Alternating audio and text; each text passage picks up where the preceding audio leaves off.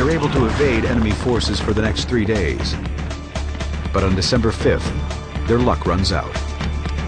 In a matter of seconds, a hurricane of bullets.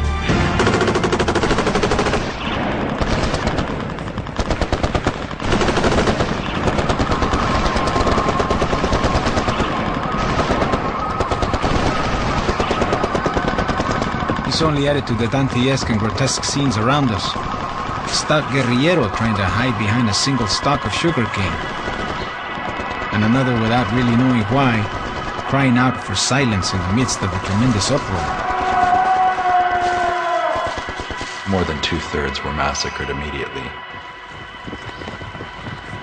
Che was wounded in the neck. He had to make a split-second choice between taking with him his rifle and ammunition or the first aid kit.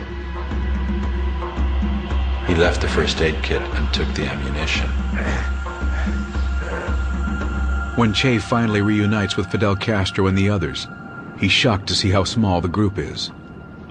Only 17 of the original 82 men on board the Granma, amongst them Che and the Castro brothers, Fidel and Raul, were amongst the survivors.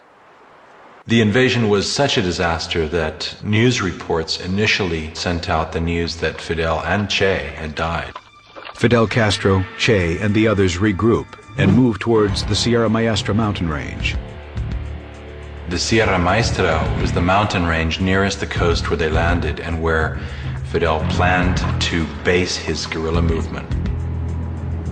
The Sierra Maestra is home to renegades, smugglers, and a hardy peasant population. Neither were I or the other farmers in the area aware that there was a revolutionary movement taking place. It took us by surprise. I knew nothing about politics. 16-year-old Dariel Ramirez, nicknamed Benigno, works on his father's farm in the Sierra Maestra. They arrived at my home to ask for food, and we gave them some. But I didn't help them because I sympathized with them. I helped them out of fear of repression. The strangers in the mountains are viewed with suspicion. Who are these bearded, smelly strangers with guns, making a noisome intrusion into their lives? Fidel Castro tries to convince the peasants to side with him and his men. He decided to impress upon the peasants that he would bring about an agrarian reform. And he did that by basically stealing a bunch of cows from landowners and liberating them and handing them over to the area's peasants. That was a fairly popular move. Castro decides it's time to make the rebel presence felt and plans for an attack on an army outpost in the area. Che is heading for his first battle. On January 22nd, 1957, the rebels stage an ambush on an army patrol.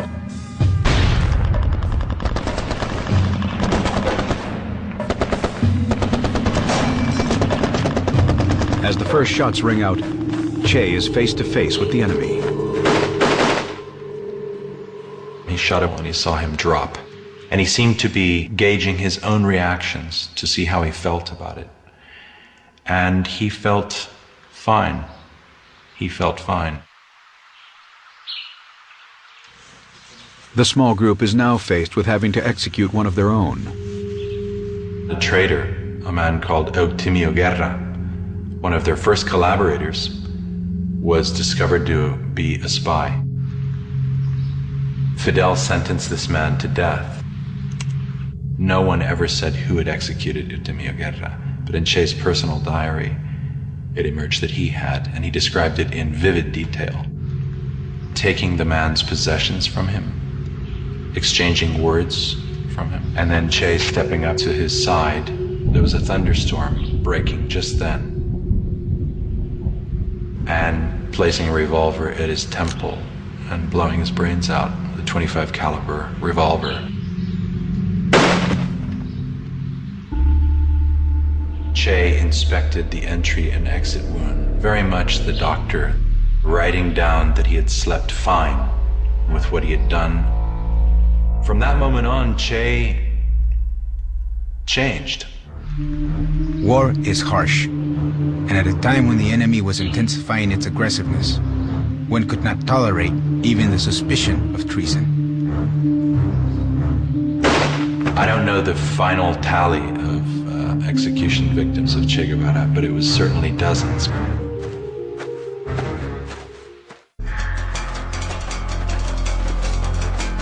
February 17, 1957.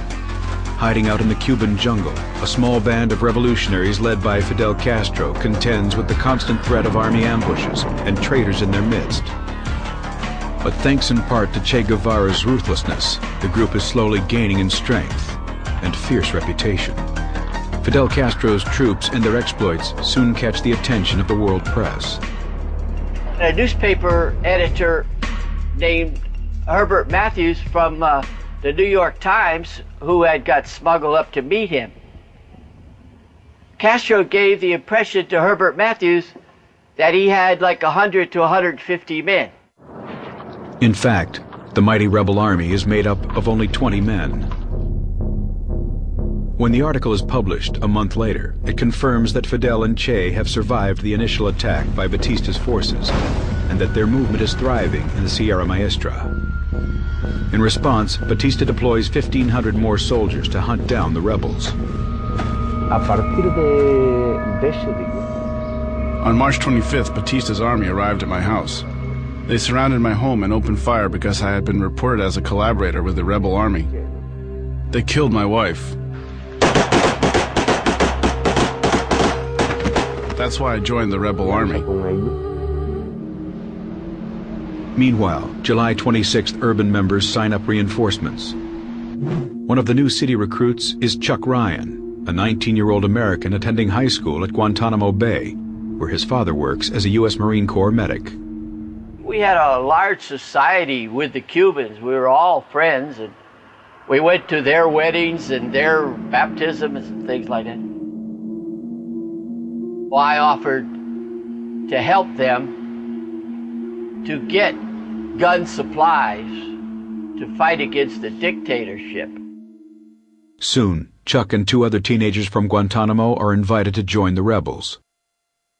So we talked about it and settled a few things and left letters for our parents. The American teens, along with 50 other new recruits, are taken into the Sierra Maestra. One of the first people they meet is Che. I think that the real reason they said Che was those men that we came with, many of them were very ill because it took us 30 hours of walking to get up those hills with those packs. There are other American volunteers. One of them is 18-year-old Don Saldini. Whole rebel army, including Fidel, Che, Raul, and my group, was estimated to consist of 300 men. Life within the rebel camp is not easy. I had no soles on my boots. We ate when we could. Sometimes we didn't have water. We marched for a couple of hundred